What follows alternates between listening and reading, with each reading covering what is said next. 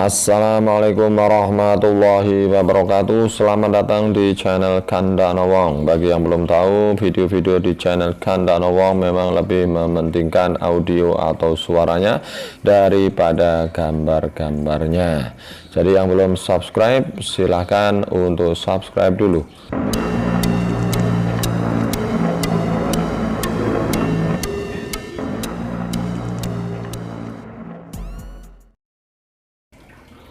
Ya, kali ini kita akan berbagi cerita mengenai Sultan Agung bertahta di Kerajaan Mataram Islam. Pada waktu itu sang raja sudah punya 5 putra, yaitu sang sulung bernama Raden Mas Rangsang, 2 putri Ratu Pandan, 3 Den Mas Pamenang, dan keempat Den Mas Martapura sakit gila tahunan, dan yang si bungsu Den Mas Cokro. Pangeran Mangkubumi berputra 2 orang. Putra yang sulung menjadi bupati bernama Soawati, adiknya bernama Bagus Petak menjadi bupati Madiun. Pangeran Singosari putranya banyak, tapi yang diketahui hanya 2. Pertama bernama Prawiro Taruno, kedua Martosono. Adipati Manduraka berputra 4 orang. Putra sulung bernama Pangeran Manduro, kedua Adipati Wiroprobo, ketiga Panembahan Jurukiting, terakhir putri menjadi istri Bupati Batang. Pangeran Manduro berputra 2 orang, Pangeran Manduro Rejo dan Pangeran Uposonto. Sang Prabu menjadi Raja Mataram sudah 12 tahun. Waktu itu raja sakit keras. Ia sedang berada di Krapyak ditunggui para putra dan Sentono. Sang Prabu berkata kepada Eyang Adipati Mandoroko dan kakaknya Pangeran Purboyo, "Eyang Dimas, kelak jika saya sudah tiada, yang saya tunjuk menggantikan saya adalah Den Mas Rangsang. Kerajaannya lebih besar dari saya. Seluruh orang di tanah Jawa akan sujud semua. Tetapi berhubung dulu saya juga punya cita-cita Martapura menjadi raja, maka tolong Eyang, Martapura agar dinobatkan menjadi raja. Sebentar sebagai syarat," ujar saya itu. Kemudian menyerahkan tahta kepada si Rangsang. Sang Prabu lalu berkata kepada putra Sentono, "Anak-anakku semua, rukun-rukunlah dalam persaudaraan. Siapa yang mendahului berbuat jahat tidaklah selamat. Sudah, selamat tinggal." Sang raja lalu mangkat, tangis gemuruh. Jenazah setelah disucikan dan disolatkan lalu dimakamkan di sebelah barat masjid dekat makam almarhum ayah dan eyangnya, diberi sengkalan tahun 1565. Raden Martopuro lalu dinobatkan menjadi raja oleh Ki Adipati Mandoroko dan Pangeran Purboyo. Setelah di hari Somo atau hari Senin, sang Prabu dipersilahkan miyos Sinewoko. Sang Prabu Martopuro lalu keluar Sinewoko, duduk di kursi emas. Ki Adipati Mandoroko serta Pangeran Purboyo mengapit di kanan kiri. Ki Adipati Mandoroko membisiki kepada sang Prabu supaya lengser ke Prabowo serta menyerahkan kepada Den Mas Rangsang sesuai perintah terakhir Sultan almarhum. Sang Prabu Martopuro segera lengser dari tahta. Selanjutnya Raden Mas Rangsang dipersilakan duduk di dampar tahta kerajaan.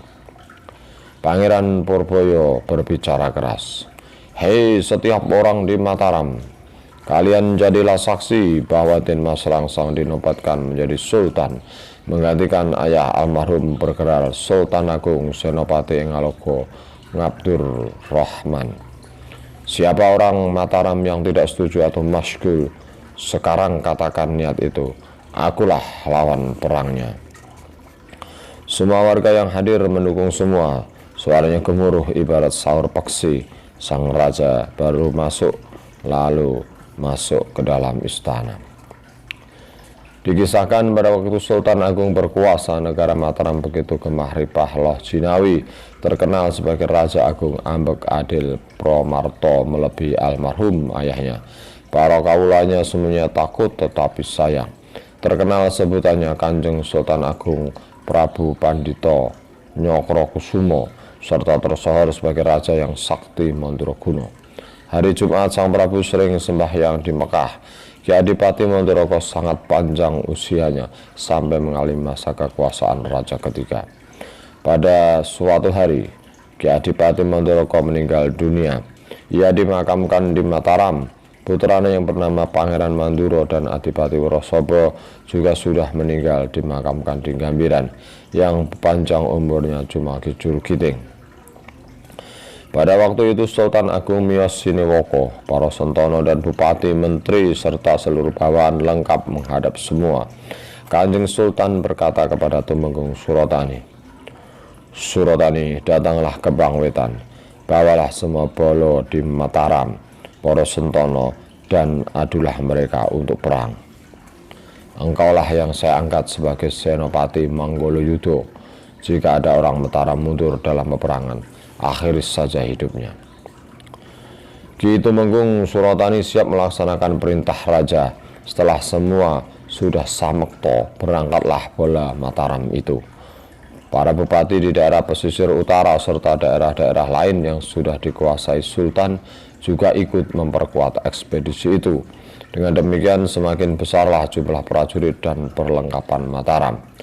Begitu barisan Surotani lepas dari Mataram, Sultan memerintahkan kepada Raden Joyo Suponto untuk mengawal dari belakang dan mengawasi dari segala kemungkinan. Juga supaya disampaikan pesan agar Pasuruan jangan direbut dulu, sebab belum sampai saatnya, supaya dilewati terlebih dahulu.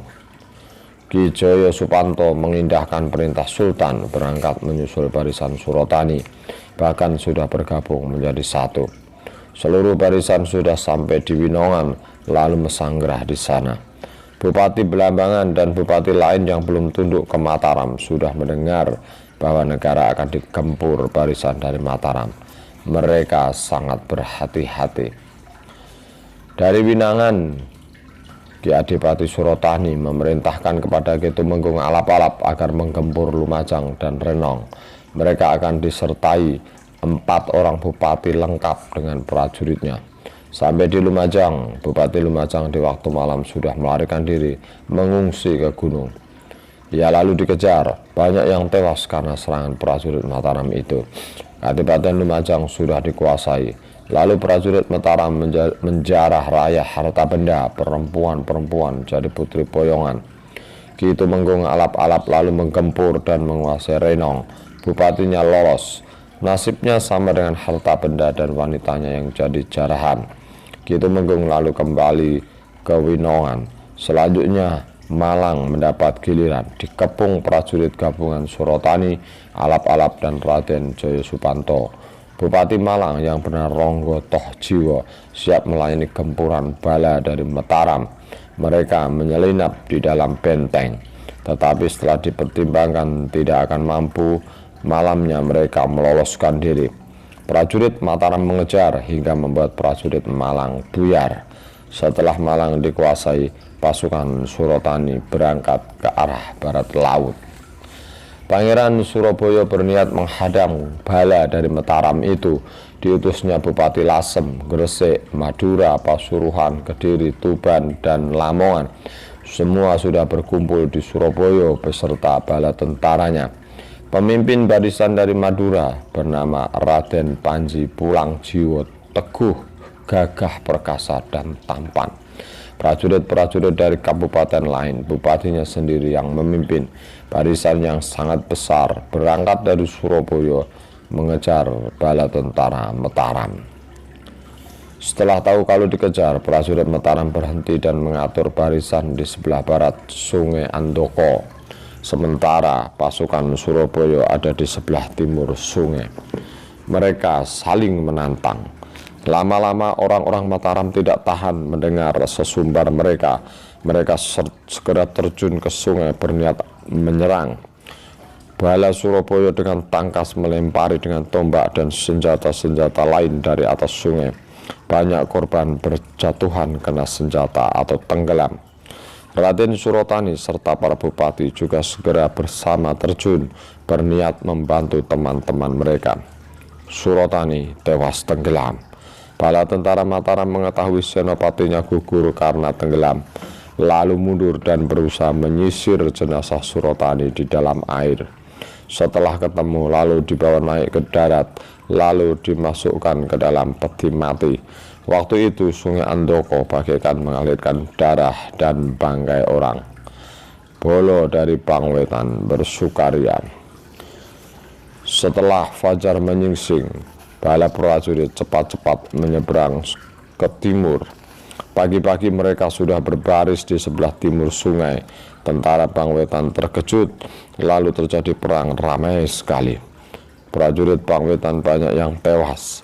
Setelah melihat balanya banyak yang mati, sisanya yang masih hidup lari tunggang langgang mencari hidup.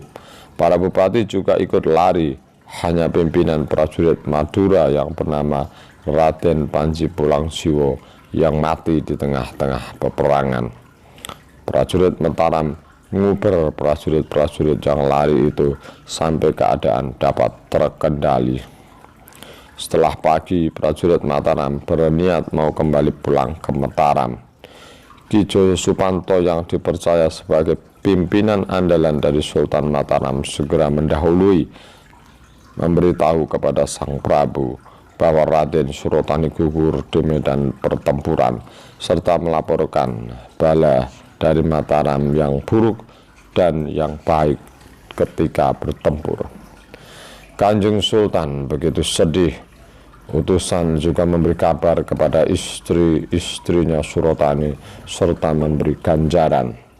Bala prajurit Mataram yang besar dan membawa jenazah Ki Surotani juga sudah datang. Kanjeng Sultan lalu mengganjar para sentono, bupati, menteri, dan jajaran ke bawah. Semua diberikan ganjaran secara merata.